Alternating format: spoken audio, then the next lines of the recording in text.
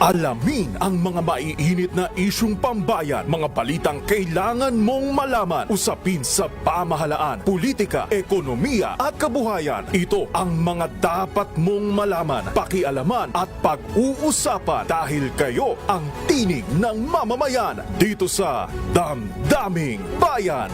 Live sa DZRH Radio, DZRH TV at DZRH Digital. Kasama sina Lakay, Deo Macalma at Elaine Apit. Araw-araw, Lunes hanggang Biyernes. Damdaming Bayan.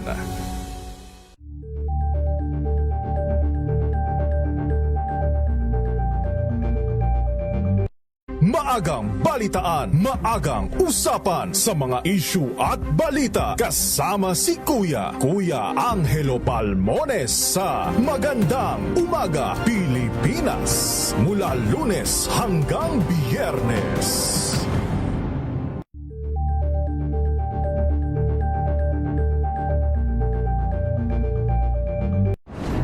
Kung good vibes ang hanap mo, dito ka na sa sigurado.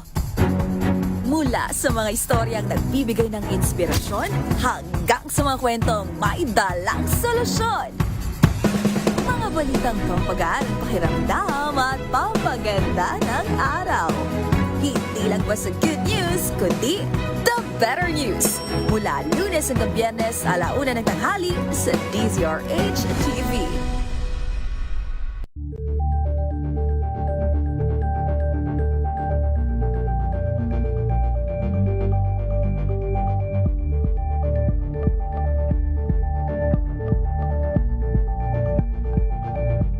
Tambalang Anthony Taberna at Jerry Baha ang gigising sa inyong umaga dahil lalatay ang humahagupit na diskusyon at komentaryo Lunes hanggang Biyernes sa 2x2.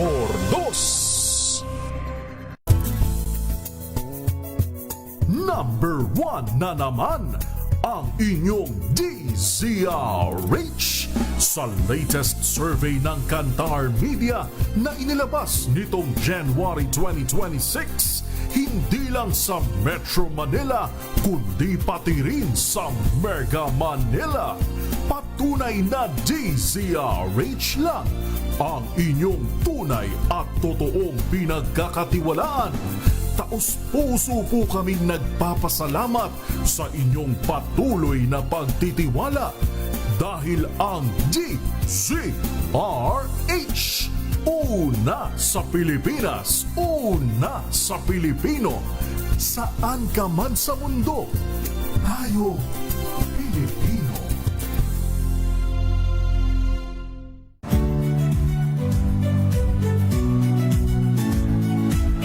Magandang araw mga kaibigan. Ito po ang inyong balerina ng bayan, si Lisa Macuja Elizalde, na nag-aanyaya sa inyong samahan kami at ang aming mga espesyal na panauhin para sa kalahating oras ng masayang kwentuhan sa aming programang Art to Art, kung saan ang usapang sining at kultura ay para sa lahat. Huwag kaliligtaan, tuwing linggo, 3:30 ng hapon, dito lamang sa DZRH Radio, DZRH TV, at via online streaming.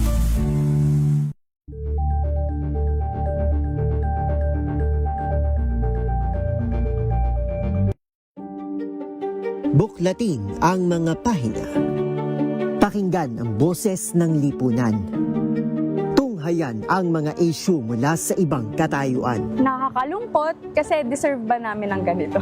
Na hindi nila alam kung ano talaga yung kanilang mga karapatan.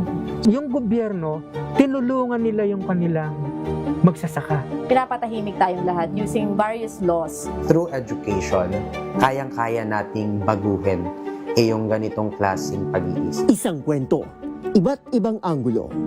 Dito, sa Point of View.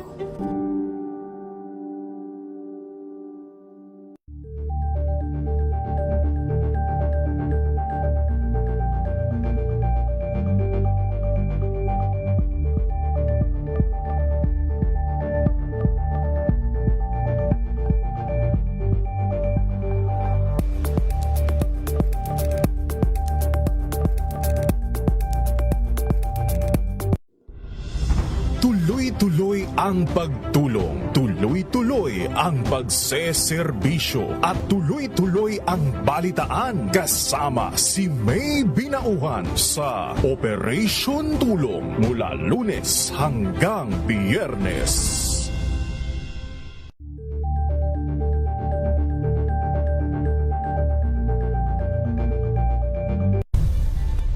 Nagsimula sa pangarap hanggang sa maabot ang tagumpay. Iba't ibang kwento, iba't ibang mukha ng atletang Pilipino. Mas pinatindi, mas pinalakas, at mas pinaaksyon sa Match Point tuwing Sabado, 12:30 ng tanghali sa DZRH TV.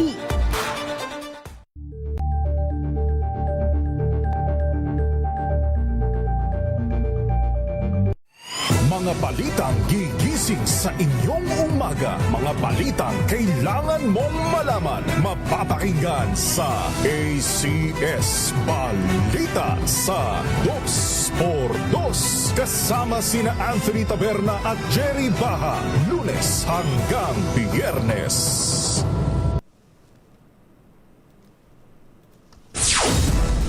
Kahit araw ng pahinga, balita pa rin ang nangunguna.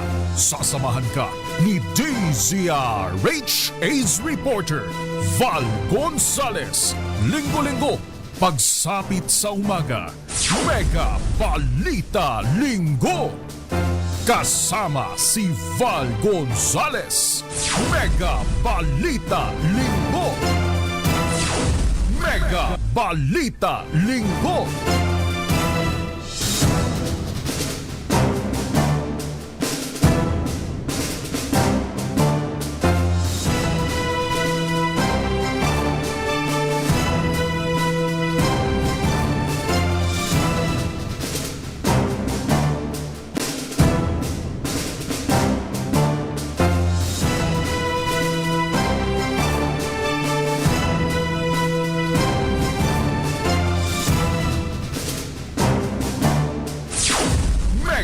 Balita Linggo. Ay, Luzon, Visayas, Mindanao. Araw na naman ho ng linggo. Ngayon ay 26 na ho tayo ng buwan ng Abril. Taong 2026, Abril. Panahon ho ng tag-init. Abay, kahapon lumabas ako ng bahay. Mariosep, napakainit ho ng panahon. Ang dahon ng halaman ko Engineer RT, akalain mong natuyot, nalanta Kahit nadiligan mo, pagdating ng hapon, ng tanghali, abay sa sobrang init ng panahon, ayun, nalalanta. Eto, may tip ho ako dun sa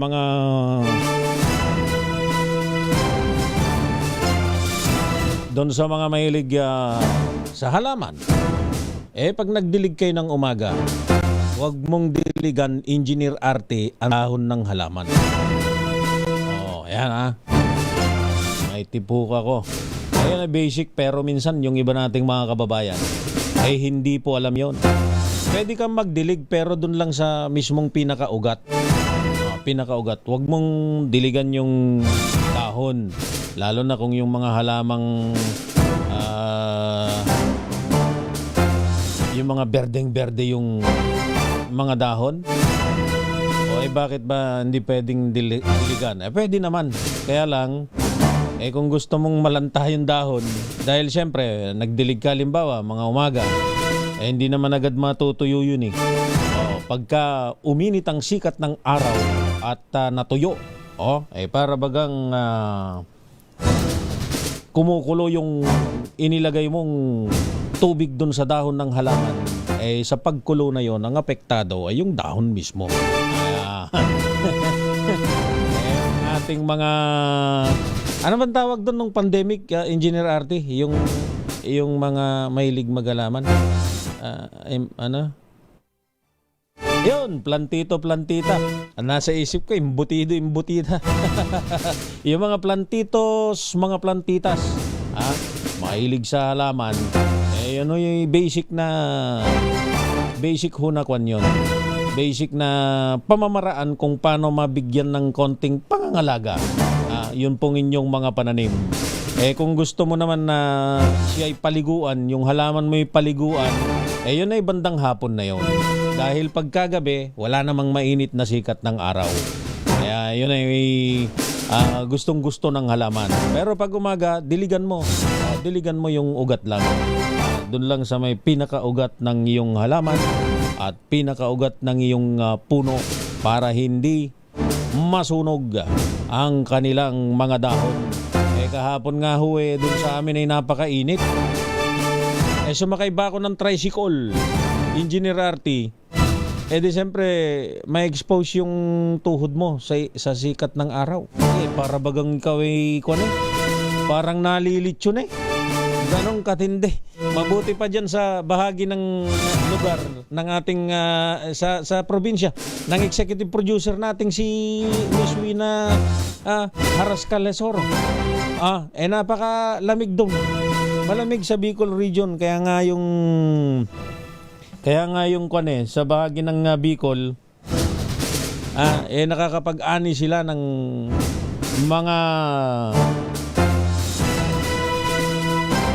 mga gulay na galing sa Baguio. Meron.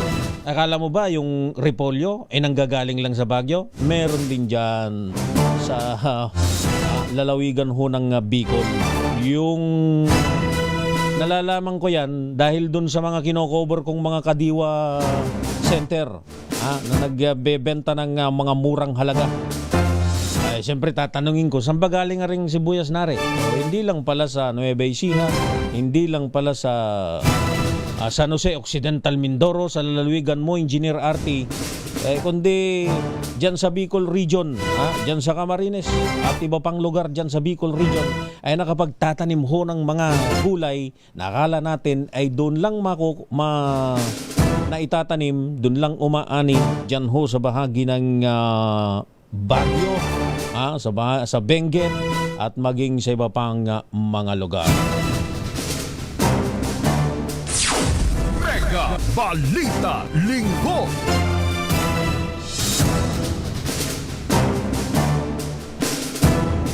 Ay kaya naman pala kahapon hawak-hawak ko ngayon itong heat index chart na inilabas ng Pag-asa DOST para kahapon. Ang pinakamainit pala, isa sa pinakamainit dito sa Puerto Princesa City sa Palawan. Mabuti kung maging mainit dyan dahil magaganda yung mga beaches dyan. Di ikaw ay mag-dive sa mga beaches dyan. Yung iba mga nasa 43 degrees Celsius gaya dito sa may Sangli Port dyan sa lalawigan ng Cavite.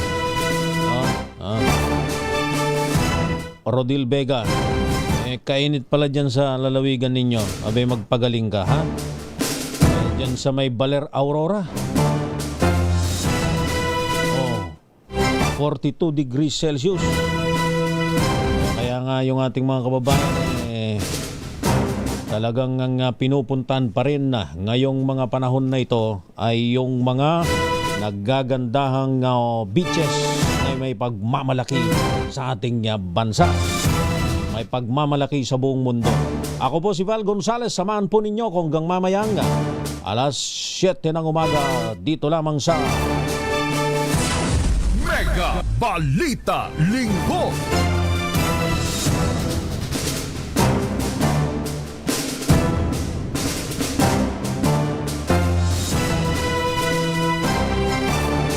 At ngayon, narito na ho ang ulo ng mga nagbabagang balitang sinubaybayan ng DZRH News sa nakalipas na 24 oras. Mega Balita Linggo. Rollback sa diesel, kerosene, asahan na sa araw ng Martes. Gasolina, posible namang walang paggalaw. Mega Balita Linggo. Court of Appeals naglabas ng freeze order sa assets ni Representative Romualdez ayon huyan kay Ombudsman Boying Rimulya. Mega Balita Linggo. Precautionary hold departure order laban kay Senador Francis Tiz Escudero Maynard Ngo, hiniling ng Ombudsman. Mega Balita Linggo. Dalawang US citizen na kasamang napatay sa Negros Class ayon huyan sa NTF ELCAC. Mega Balita Linggo. NCAP kontra sa mga magkakalata, ipatutupad na ng MMDA. Mega Balita Linggo. At singil sa kuryente ng Meralco, posibleng bumaba sa buwan ng Mayo. Mega Balita Linggo.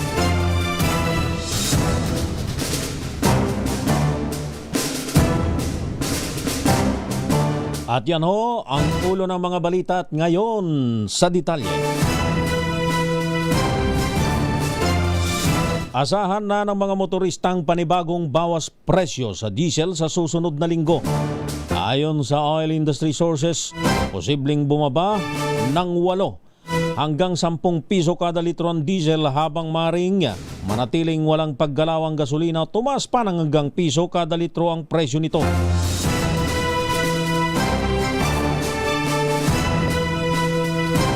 Parang minamalit na lang natin ngayon yung piso na pagtaas dahil sinanay na tayo doon sa mega buitreng pagtataas sa presyo. Batayo ito sa unang 4 na trading days ng Minoplatz Singapore o MOPS na pangunahing batayan ng presyo ng refined petroleum products sa Asia Pacific. Wala namang inilabas na pagtaya ang Department of Energy sa posibleng maging paggalaw ng kerosene. Ayan, sige, tayahin na ninyo ng tayahin, Department of Energy. Ganyan, tama yung ginagawa ho ninyo. Ilang araw pa lang bago yung pagtataas, i-anunsyo na ho ninyo. Dahil nakakaya naman ho kung mabibigla kami, mabibigla lalo na yung mga jeepney drivers, mga tsuper ng iba't ibang mga public utility vehicles na mabigla sila.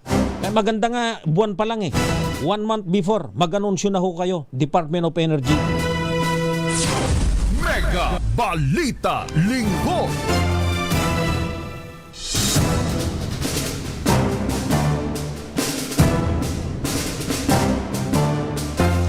Samantala sa iba pang mga balita, kinumpirma ni Ombudsman Boying Rimulya na naglabas na ng freeze order ang Court of Appeal sa assets ni dating Speaker at late Representative Martin Romualdez.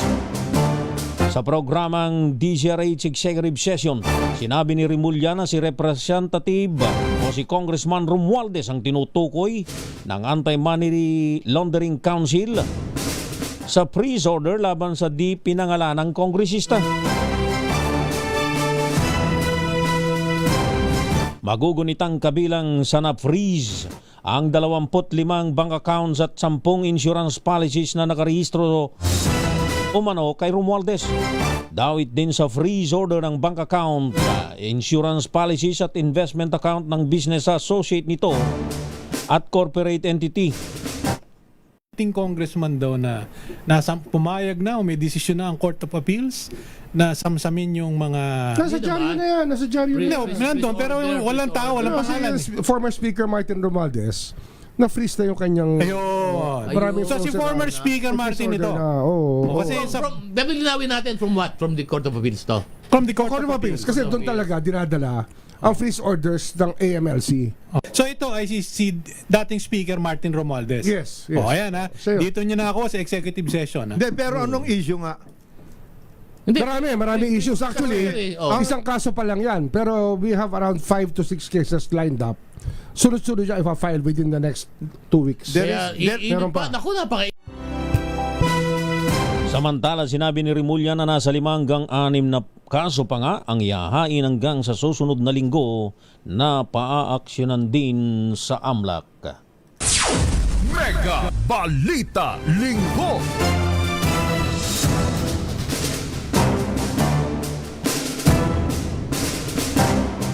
19 na minuto makalipas ang 6 ng umaga. Iginiit ni Ombudsman Boyeng Rimulya na hindi ito maring mag-inhibit sa anumang iniimbestigahan ng kanyang opisina. Sa programang executive session sa DCRH, sinabi ni Rimulya na katungkulan ng Ombudsman na maging tanod bayan laban sa korupsyon alinsunod sa saligang batas. Aniya paano maparurusahan ang sangkot kung mag-i-inhibit ito sa investigasyon. Una rito, hiniling ng kampo ni dating House Speaker at Leyte Congressman Martin Romualdez sa Ombudsman na mag-inhibit ito sa preliminary investigation ukol sa flood control scandal dahil sa manoy pattern of prejudgment. Sagot pa ni Rimulya sa abogado ni Romualdez na nagsabing mag-inhibit siya, bumalik ka sa law school. Prosecutors are supposed to side with the victims of crimes. Ayun, di ba? Tama. Ngayon, ano ba ang Office of the Ombudsman? Ang origin po namin sa Pilipinas, tanod bayan. Tama. Kami ang bantay ng bayan para ang mga corruption ay mabantayan at Mga abuso. pang-aabuso ng kapangyarihan ay maawat natin at matigil natin at maparusahan.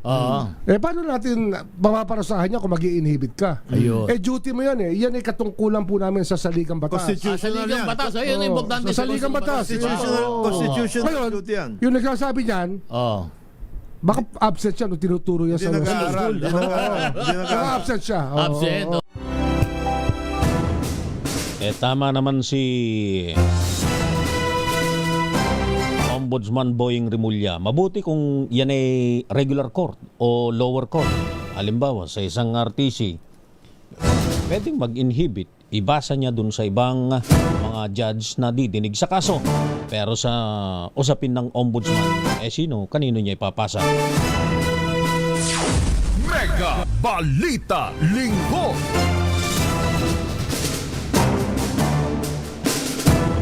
Hiniling naman ng Office of the Ombudsman sa Sandigan Bayan ang pag-i-issue ng preventive whole departure order laban kina dating Senate President Chis Escudero at negosyanteng si Maynard Ngo. Ang dalawa ay iniimbestigahan sa wanay plunder, graft at indirect bribery kaugnay ng flood control scandal. Matatandang sinabi ni dating Public Works Undersecretary Roberto Bernardo na si Ngu ay close friend at campaign contributor ni Escudero. Nag-deliver din naman si Bernardo ng 160 milyong piso sa nabanggit na negosyante para sa dating leader ng Senado. Marin namang itinanggi ito ni Escudero at ni Ngu ang nabanggit na mga aligasyon at anumang pagkakasangkot sa manoy kickback sa flood control projects. Mega Balita Linggo. 23 minuto na makalipas ang 6 ng umaga. Dalawang American nationals naman ang kasama sa 19 na napatay sa engkwentro sa militar sa Negros Occidental. Kinilalang mga itong sina Lyle Frijules na konektado mano sa Anak Bayan USA at kay Dana Remsorem na kasama nitong dumating sa Pilipinas noong nakalipas na buwan ng Marso. Ayon sa National Task Force to End Local Communist Armed Conflict o NTF-ELCAC, nakababahalang sangkot ang mga banyaga sa mga kagayang kaguluhan sa lokalidad. Nananawagan ng NTF-ELCAC sa mga Pilipino na naninirahan sa ibang bansa, lalo na sa Estados Unidos, na mananatiling alerto at mapanuri sa mga bagay-bagay. Itong Enero lamang ay nailigtas ng Philippine Army sa isang hiwalay na engkwentro ang PhilAm activist na si Chantal Aninoche na sinasabing iniwan umano ng mga kasamahang New People's Army habang nagbabakbakan, tinakbuhan yung babaeng kanilang kasamahan. Mega Balita Linggo.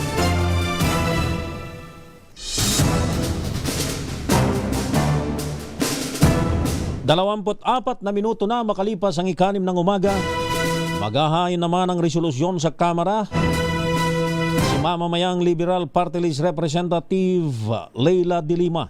Ito'y upang imbestigahan ang Negros Occidental Military Operation.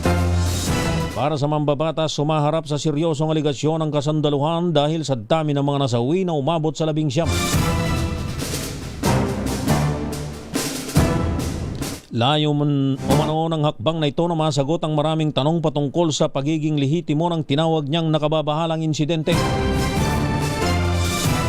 Kasama sa mga namatay ang UP student na si Alaysa Alano at Kabataan Party List nominee noong 2022 elections na si RJ Ledesman.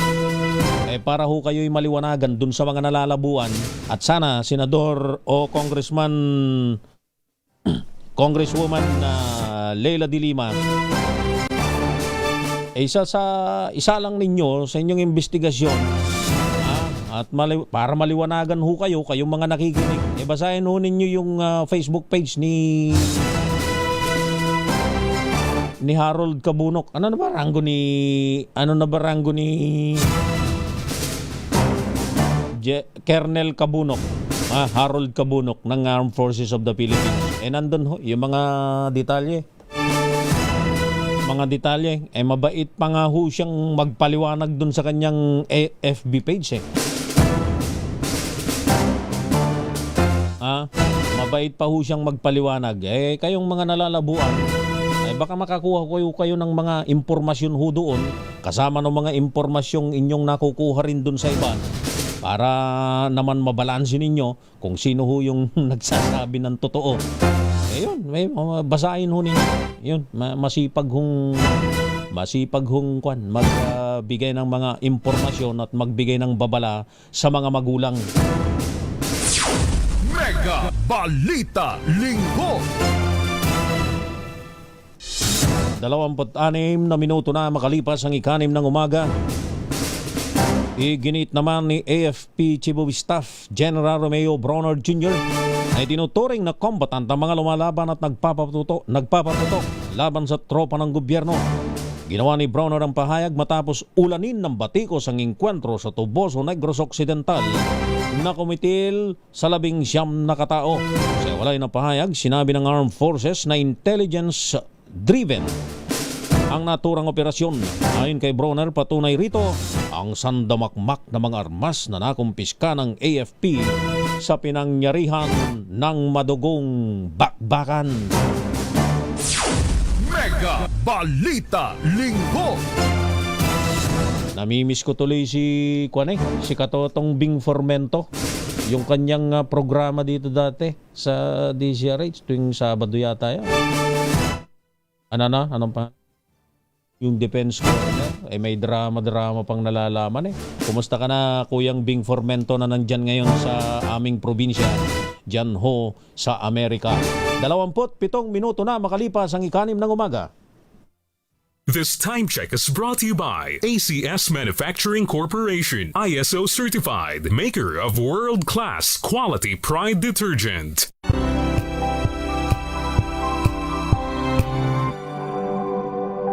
Tinesting, sinuri, siniyasan. Ang resulta, super effective ang Shield sa pagpatay ng bakterya at virus. Shield Antibacterial Soap. Believe ang mga eksperto sa Philippine Nurses Association.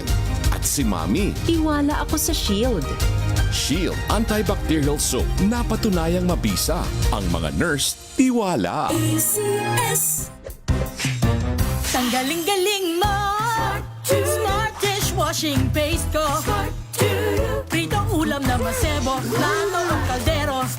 Tanggaling for everyday. Ganyan pag Smart ang dishwashing paste. May double tanggaling formula. Tanggal ang sebo, tanggal ang bakterya. Pahit para walang bahid, linis fantastic sa metal at plastic. Number 1 ko to. Tanggaling-galing mo, Smart dishwashing paste. ACS. Unboxing MX3 Tea.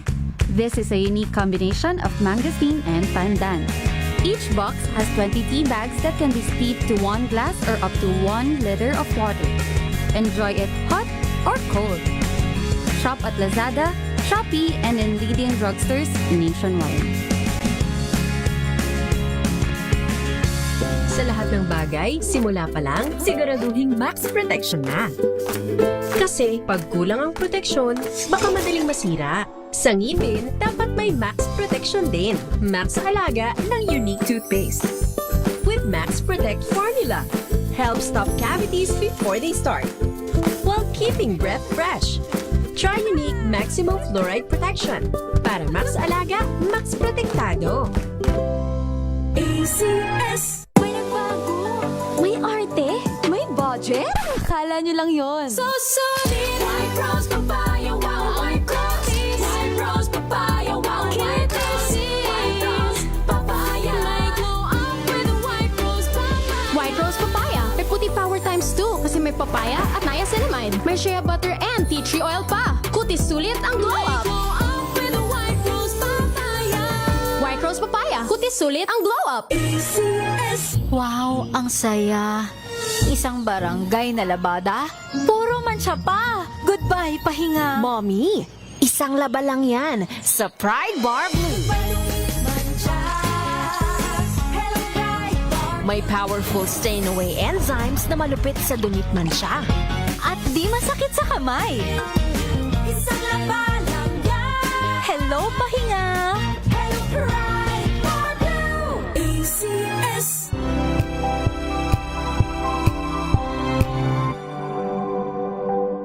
Hello, Washi! Laundry day na naman! Yay! Anong meron? Mancha ng chocolate, putik, may libag pa! Kaya natin yan! With Pride Washing Machine Detergent, may triple stain-away formula.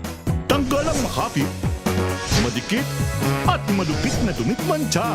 Kaya easy-easy ang labada. Mula noon hanggang ngayon! All you need is pride. All you need is pride. ACS. Halina't gumising sa isang masaganang Pinas, kung saan may bayanihan, kasama ang mga nagtataguyod sa ating agrikultura. Kasama ka rin dito, ikaw mismo. Dahil sa masaganang Pinas, lahat tayo may benepisyo.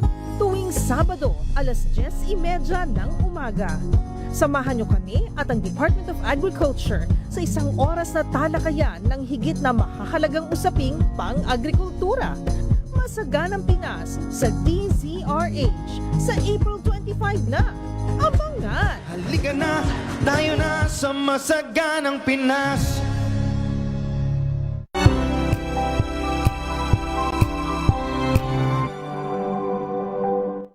Maulan man, no worries na amoy kulog ang damit. Charm Fabcon. Bangong kumakabloom. Tanggal amoy kulog sa bango ng charm. Kaya gamit ko, Charm Fabcon with Bloom Fresh technology. Kills 99.9% of kulob-causing bacteria. May aroma burst pa of thousands of flowers and berries. Ang sampay sa loob, no amoy kulob. Bangong kumakabloom sa charm. Charm Fabcon. ACS.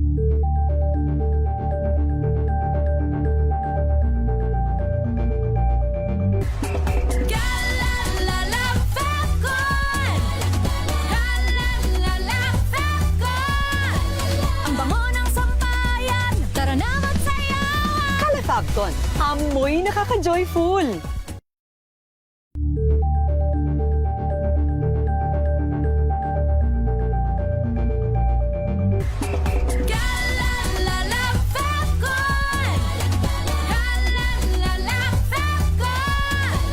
Ang bango ng sampayan. Tara na magsayawan. Kala Fabcon, amoy nakaka-joyful.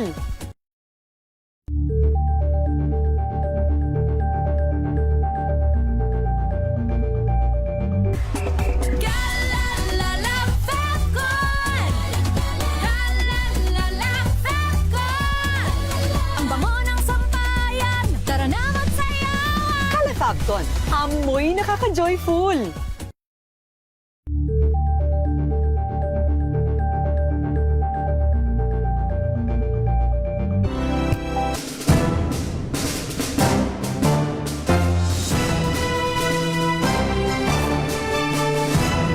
Ay!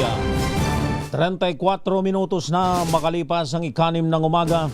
Ngayon ay araw ng Linggo. 26 na tayo sa buwan ng Abril, taong 2026. Ako pa rin ang inyong lingkod sa pagbabalita. Ako po si Val Gonzales. Mega Balita Linggo.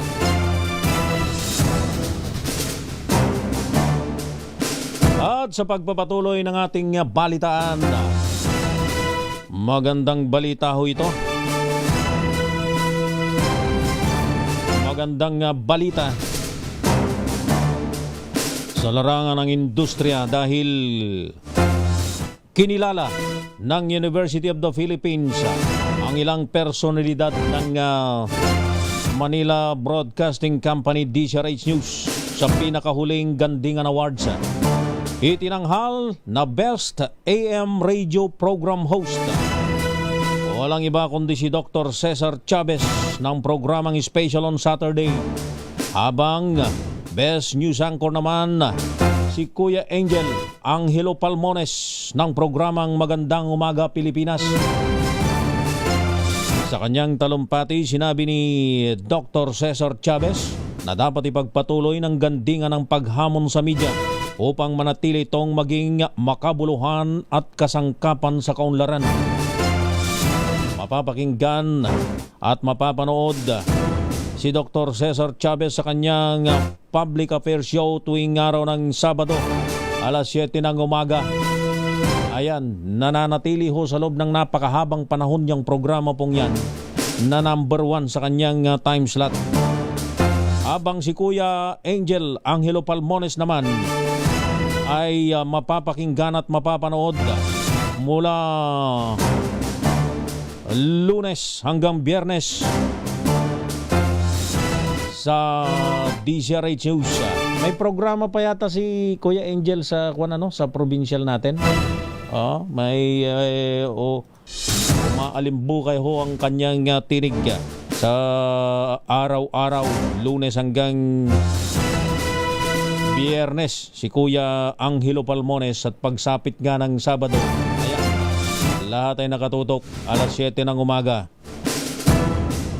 hanggang alas 9 ng umaga naman yung SOS. Ay, good morning nga pala kay Azek Julius Lunen,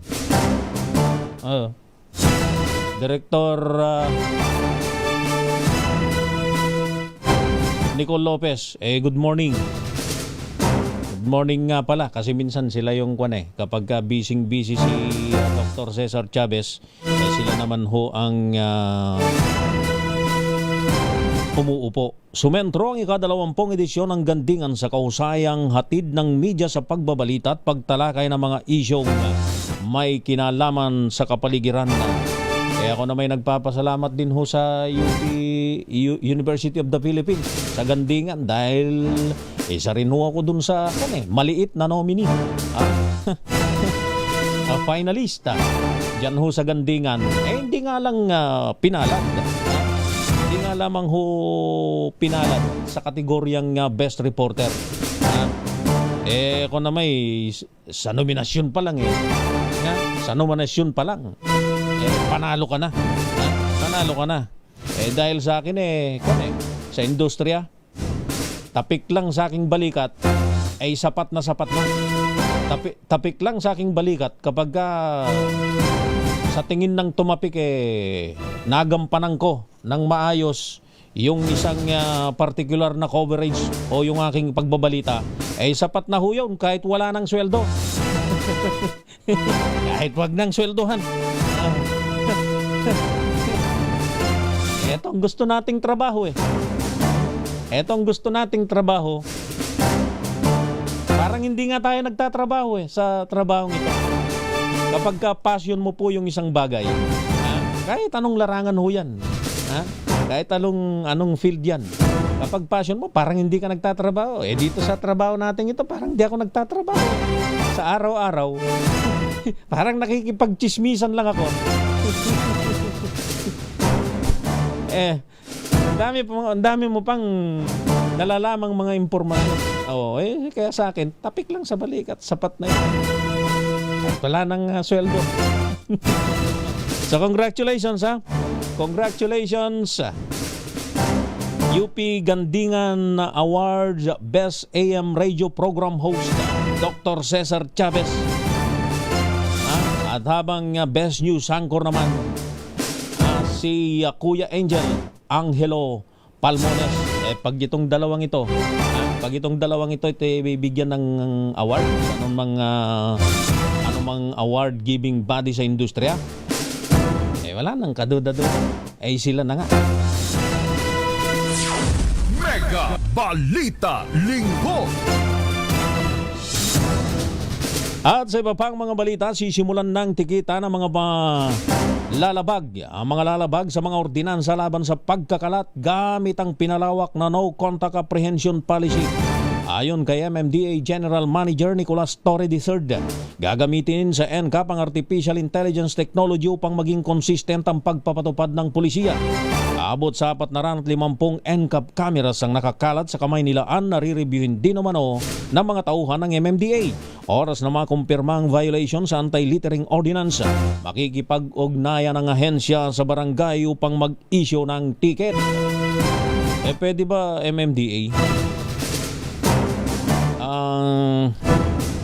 Pwede ba isama na ninyo dun sa inyong babantayan ng inyong no contact apprehension policy cameras na nakakalat sa iba't ibang lugar sa Metro Manila? Isama nyo na yung anti-marites. Mga chismosa ba?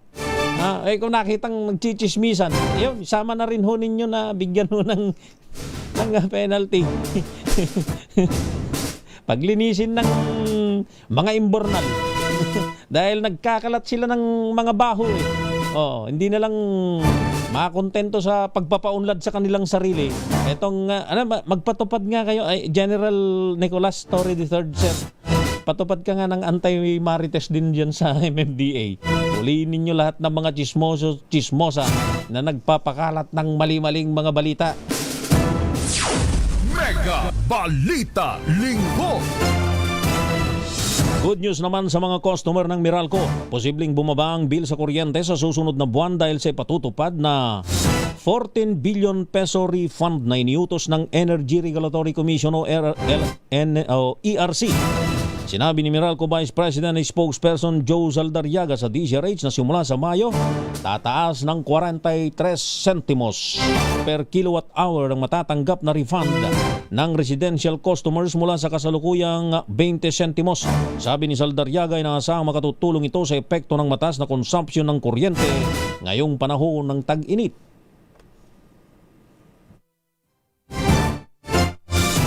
Nasa 20 centavos per kilowatt hour yung natatanggap nilang refund. Magiging 43 centavos na ito simula sa Mayo.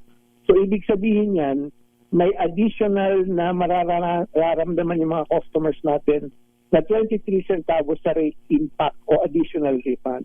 So this will be reflected as a separate line item sa susunod na buwan sa Mayo, which is around little over a week away. That is very transparent and our customers can check. Mega Balita Linggo. Samantala sa iba pang mga balita, tinanggi ni National Bureau of Investigation Director Melvin Matibag na may halong pamumulitika ang raid sa KTV bar sa Pasig na may kaugnayan naman sa pamilya ni dating Congressman Mike Defensor. Ayon kay Matibag, lehitimong operasyon ang ginawa at huwag nang idamay ang mga tauhan ng NBI. Giit ng NBI Director, malinaw ang mga elemento ng human trafficking at trabaho nilang huliin at panagutin ang mga lumalabag sa batas. Naharap ang asawa at anak ni Defensor sa kasong human trafficking na may-ari umano ng ni-raid na establishmento. Defensor, pati po yung asawa niya, huwag natin dalhin sa usapin ng politika at huwag mong sabihin na dinala ko ang pamilya mo dahil sa politika. Ikaw ang naglagay sa pamilya mo dyan sa negosyong yan. Just to give you a background pati, nung aming tinitrace back ang history, ang pangalan pala nito ay Beneto Luna, yung KTV, at yung Taas Luna Hotel na nagsimula noong 2017. Napansin ko, nung kami pumasok doon, nakalagay pa nga rin yung mga tropilo na Beneto Luna. At may aquarium. So, all the elements of human trafficking was... Mega Balita Linggo. 44 minutos makalipas ang ika-6 ng umaga. Kinumpirma ng National Labor Relations Commission o NLRC ang settlement agreement na muling nagtalaga kay Maria Christine Mandigma bilang Chief Executive Officer ng Bival Group Incorporated. Isa itong malaking dagok sa majority shareholders sa una nang nagsabing walang bisang nasabing kasunduan na pirmado ng kanilang sariling chairman at presidenta. Ayon sa desisyon ng NLRC nitong Abril 6, dapat ipatupad ang naunang desisyon ni Labor Arbiter Raul Luna ng NLRC 5th Division noong January 29, 2026 na kumikilala sa compromise agreement sa pagitan ni Mandigma at Gaspar Gasbibal. Si Bibal ang chairman at president ng VGI na lumagda sa settlement noong Setyembre 9 noong nakalipas na taon. Sinabi ni Gasbibal na ang desisyon ay patunay na ang kasunduan ay lehitimong aksyon para sa good governance ng Bibal Group. Kontrolado ng Bibal Sisters na sina Nila Bibal Mata, Aida Bibal Gutierrez at Estela Bibal Lawson ang Bibal Group Board. Sinabi nilang walang bisang compromise agreement dahil kumilos daw si Gasbibal nang walang paintulot ng board pero hindi tinanggap ng NLRC ang katwiran na ito. Bumaba ang NLRC decision habang nahaharap ang Bibal Sisters sa mga kasong syndicated estafa sa Department of Justice. Sa ngayon ay iniimbestigahan pa rin ng Enforcement and Investor Protection Department ng Securities and Exchange Commission o SEC ang tatlong mga Bibal Sisters. Mega Balita Linggo. 14 na minuto na lamang po bago mag-ikapito ng umaga. DZRH number 1.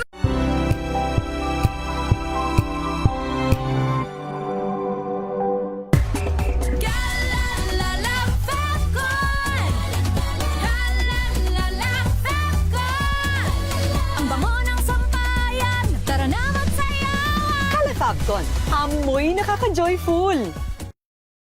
May nagbago. May arte. May budget. Akala nyo lang yon. So solid. White Rose Papaya. Wow, White Rose. White Rose Papaya. Wow, White Rose. White Rose Papaya. May glow up with White Rose Papaya. White Rose Papaya. May puti power times 2 kasi may papaya at niacinamide. May shea butter and tea tree oil pa. Kutis sulit ang glow up. White Rose Papaya. Kutis sulit ang glow up. ACS. Galalala Fabcon. Galalala Fabcon. Ang bango ng sampayan. Tara na magsayawan. Kala Fabcon, amoy nakaka-joyful.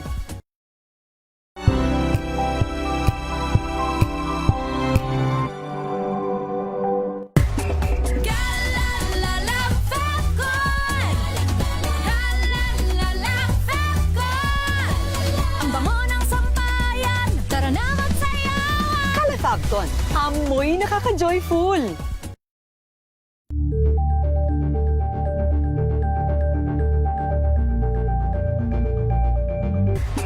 Galalala Fabcon. Galalala Fabcon. Ang bango ng sampayan. Tara na magsayawan. Kala Fabcon, amoy nakaka-joyful.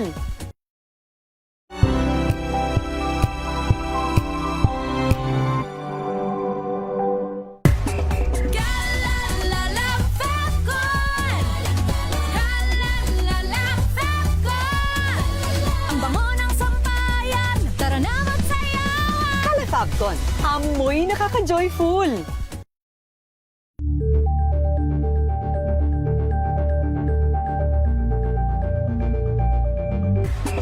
Galalala Fabcon.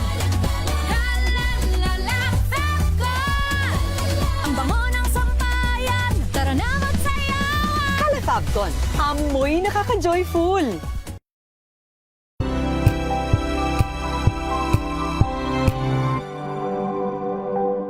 Sa loob ng 86 na taon, DZRH ang naging kaagapay ng mga Pilipino sa balita, sa serbisyo at sa bawat kwento. 86 na taon ng tiwala at sa mga darating pang taon, mas pinalakas at mas pinagtibay para sa Pilipino. DZRH. Una sa Pilipinas, una sa Pilipino. Serbisyong tapat sa'yo, DZRH.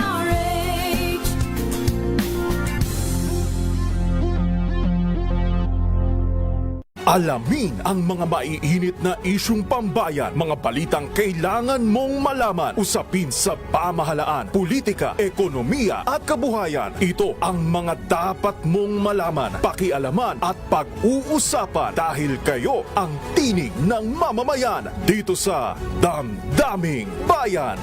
Live sa DZRH Radio, DZRH TV at DZRH Digital. Kasama sina Lakay, Deo Macalma at Elaine Apit. Araw-araw, Lunes hanggang Biyernes. Damdaming Bayan.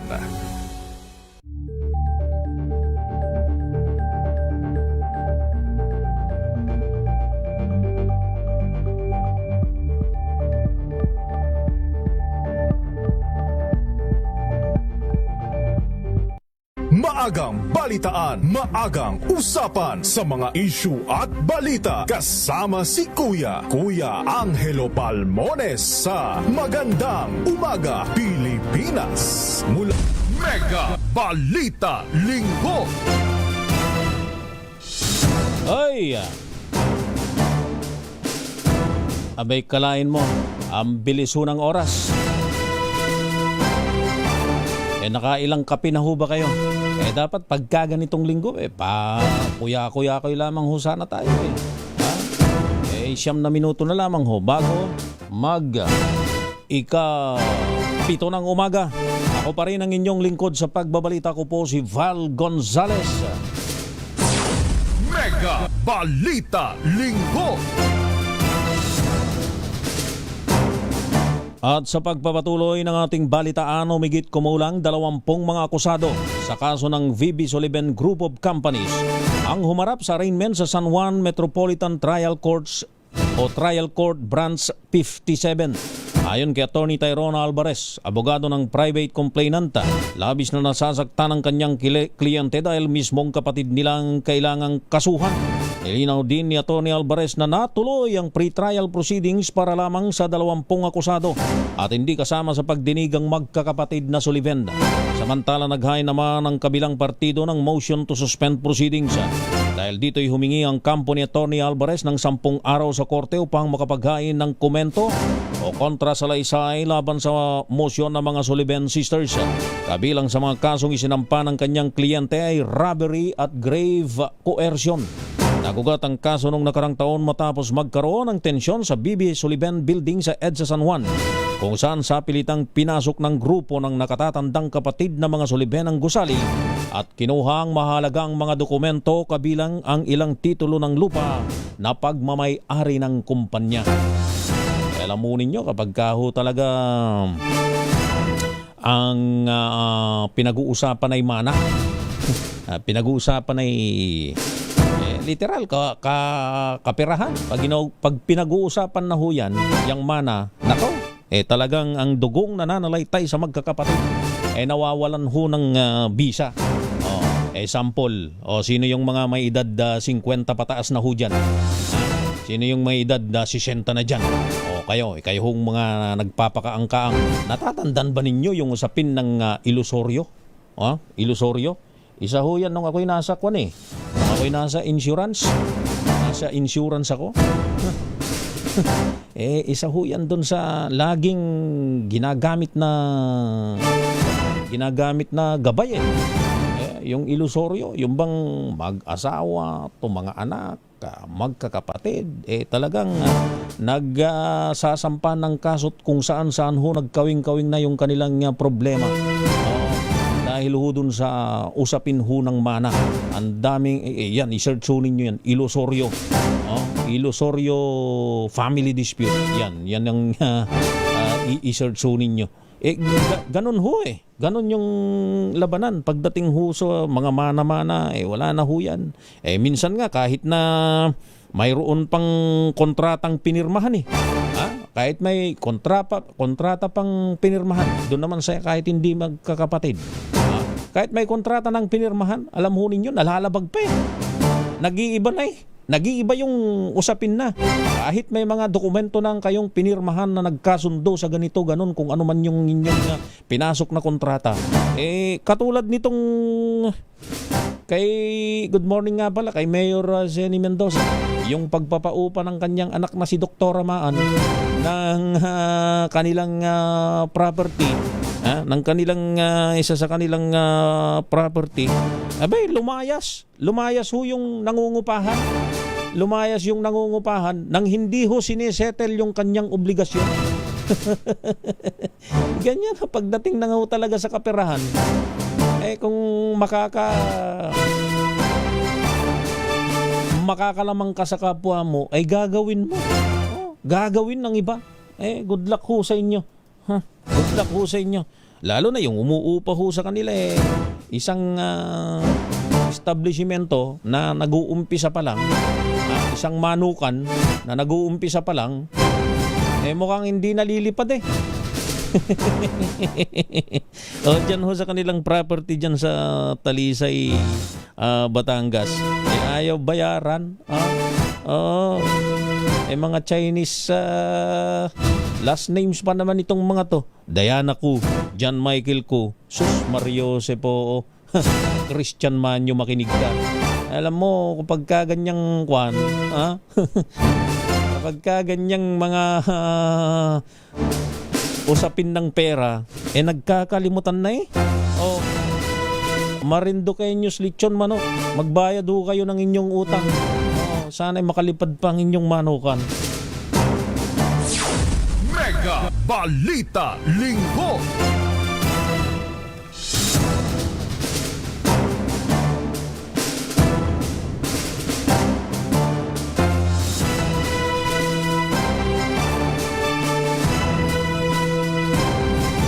Samantala sa iba pang mga balita, nababahala naman si dating Agriculture Secretary Leo de Montemayor sa naging pagbabago sa pre-qualification ng mga supplier ng farm machinery. Sa panayam ng special on Saturday, sinabi ni Montemayor na dahil sa pagbabago'y mabilis na nasisira ang mga binibigay na traktor ng DA sa mga magsasaka. Giit ng dating opisyal, doble pagkalug ito dahil hindi nabibigyan ng magandang makinarya mga magsasaka para sa panahon ng anihan habang sa nasasayang ang pondo ng gobyerno sa mga kagamitan na hindi naman nagtatagal. In general, very reliable ang supplier, tapos yung kanilang service ay maganda. Mismo yung mga traktoro nila napakaganda rin ang performance. Pero nitong huling 6 or 7 years, inalis po yung ganong klaseng requirement. So kahit na fairly new ang isang supplier at hindi pa po maliwanag kung meron po siyang after-sales service capability at saka spare parts distribution system, somehow po na napasama sa bidding. Yan ang tinig ng dating kalihim ng Department of Agriculture sa panayam ni Dr. Cesar Chavez ng programang SOS. Mega Balita Linggo. So yan na ho ang kabuuan ng isang oras nating balita at talakayan ngayong araw ho ng linggo. Ngayon ay 26 na ho ng buwan ng Abril taong 2025 ba? Sa ngalan ho ng mga bumubuo ng DCRH News Center ngayong araw ng linggo. Maging sa News Center, ako pa rin ang inyong lingkod sa pagbabalita. Ako po si Val Gonzales, ang tabayanan, ang programang Maynila itong Pilipinas ni binibining Leth Narciso. Oras sa buong Pilipinas, 1 minuto bago magikapito ng umaga.